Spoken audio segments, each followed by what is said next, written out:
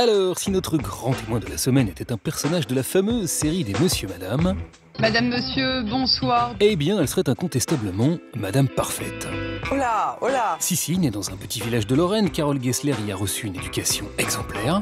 L'activité du dimanche, c'était la messe, faire des gâteaux et la cuisine. Elle a 2 enfants dont elle s'occupe parfaitement. Je me couche tard et je me lève quand même tôt le matin parce que j'ai des enfants à lever et c'est dur pour eux. Un mari avec lequel elle file le parfait amour. On revient d'avoir régaté à Porquerolles. Voilà, et bien qu'elle bosse à la télé, elle ne s'est jamais droguée, en témoigne sa manière à nul autre pareil de prononcer marijuana.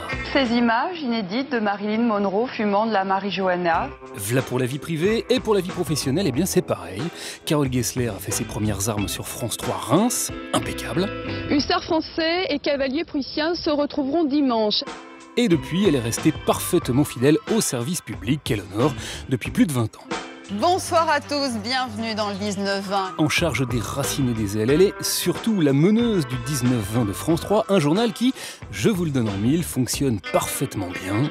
Effectivement, on fait 3,3 millions ou 3,5 millions de téléspectateurs tous les soirs. Le hic, eh bien, c'est que comme elle est un peu trop parfaite, Carole Gessler n'intéresse pas les médias. Du coup, on n'évoque que très rarement le succès de son journal. On parle jamais de nous comme si on n'existait pas. Et ça a le don de la mettre parfaitement en colère.